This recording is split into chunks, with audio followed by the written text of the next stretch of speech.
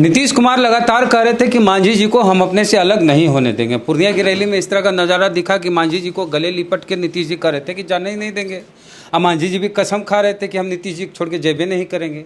कल एक जगह मांझी जी भाषण दे रहे थे और कह रहे थे कि एक तरफ हिंदुइज्म है तो दूसरी तरफ कास्टिज्म है।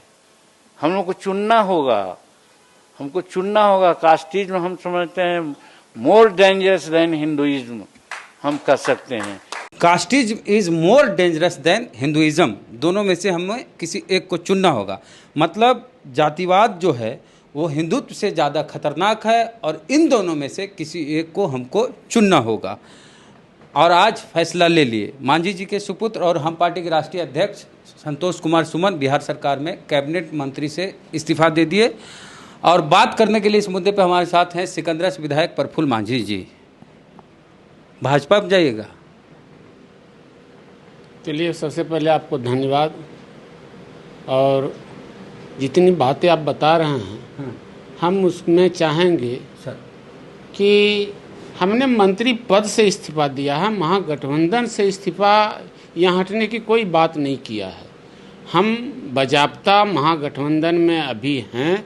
अगर महागठबंधन के जो लीडर हैं, चाहे वो कांग्रेस पार्टी से हैं, आरजेडी के हों या जदयू के हों, अगर वो रखना चाहेंगे, ऑलरेडी हम उस महागठबंधन में हैं।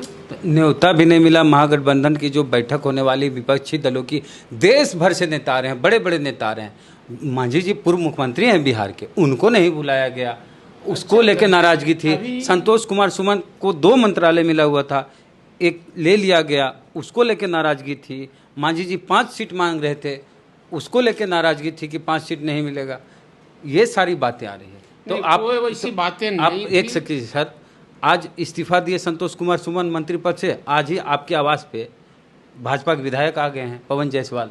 जिसे आने का तो कोई भी आ सकते हैं। जब राजनीतिक दल की बातें हैं, कोई भी विधायक हो या नेता हो, वो आते हैं, बात करते हैं। अगर मंत्री हैं तो उनसे काम की बात करते हैं, क्षेत्र की समस्याओं की बात करते हैं, आम लोगों की बात करते हैं। आना जाना अलग चीज़ है।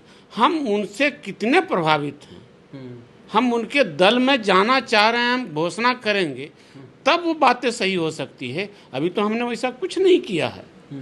हमने मंत्री पद से इस्तीफा दिया है कि हम मर्जर नहीं करेंगे, मर्ज नहीं करेंगे।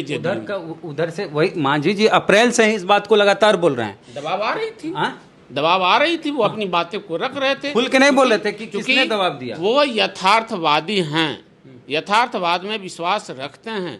इसलिए जो सच्चाई थी, आज भी हम बोल रहे हैं कि सच्चाई थी कि माननीय मुख्यमंत्री जी हिंदुस्तानी अवाम मोर्चा को जदयू में विलय चाहते थे।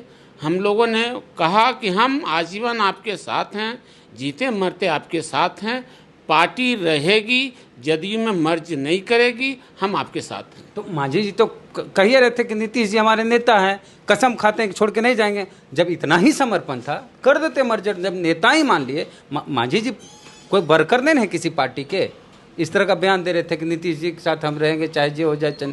मांझी जी का अपना एक अस्तित्व है, तो बयान दे रहे थे उस समय तो ऐसा नहीं लग रहा था। यही अस्तित्व की तो बातें हैं। हम अपनी अस्तित्व को स्वच्छंद रखना चाहते हैं, स्वतंत्र रखना चाहते हैं। हमने जिस घर को बनाया हम उसको कैसे तोड़ दें। लाखों गरीबों का, मजदूरों का, युवाओं का, किसानों का, महिलाओं का आस्था है हिंदुस्तानी अवाम मोर्चा में। हम उस आस्था को नहीं तोड़ना चाहते हैं। एक चीज़ ये भी था कि ताड़ी पर प्रतिबंध और शराबबंदी को लेकर भी मांझी जी लगातार बोल रहे थे दलित समाज का मामला है, इस पर भी नाराजगी थी। देखिए, नाराजगी तो हमारे जो नेता हैं, जहाँ भी खामियां होती थी, चाहे प्रशासनिक तौर पर, चाहे किसी एक जाति के तौर पर, चाहे शराब के मामले में, ताड़ी के मामले में, करप्शन के मामले में, एक दबंग जाति दूसरे कमज़ोर जाति के सताने के सवाल पर, ये तो ध्यान आकृष्ट करते थे, संज्ञान में लाते थे। एक चीज़ है, नीतीश जी मनाते हैं, फुसलाते हैं जिसको हम लोग बोलते हैं, तो क्या करेंगे? मांझी जी चल जाएंगे फिर से, कहेंगे ना छोड़ दीजिए मांझी जी, मर्जर उर्जर नहीं करिए, आइए हमारे साथ। तब तो बात, अब जब हम लोगों ने अपने लोगों से बातचीत करके इस फैसला को लिया है कि हम जदयू में मर्ज नहीं करेंगे, तो अब फिर क्या होगा? हम लोग अपनी रणनीति बनाएंगे, संघर्ष करेंगे। अब एनडीए के साथ जाएंगे? कोई सवाल थोड़े है अभी। ये है अभी सवाल महत्वपूर्ण है सर। सवाल महत्वपूर्ण आपके लिए हो सकता है, जनता के लिए है। नहीं, जनता के लिए थोड़े हो सकता है। अच्छा, अभी ये सवाल नहीं है। हम अभी इस पर विचार विमर्श करेंगे, उसके बाद जाएंगे, उसके बाद रणनीति तय करेंगे।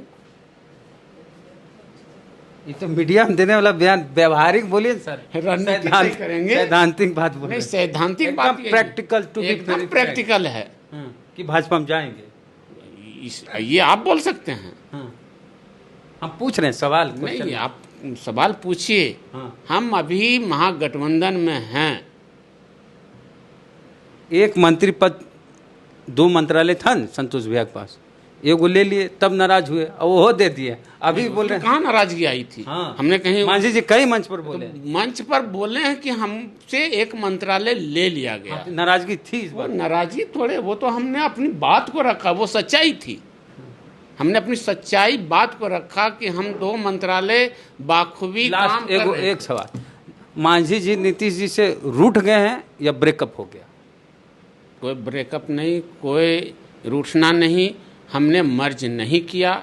इस सवाल पर उनका बात आया कि आप सरकार में हैं, अगर सरकार में रहेंगे तो आप मर्ज करें। हमने मर्ज नहीं किया, इसलिए सरकार में मंत्री पद छोड़ दिया। तो सरकार में रह के काम कर सकते थे, दलितों के लिए, वंचितों के लिए सत्ता में रह के सर। जब परिवार का मुखिया किसी बात को लेकर रिजिड हो जाए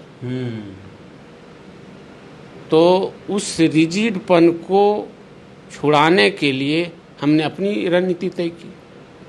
बात से तो लग रहा है सर कि एनडीए में जाएंगे।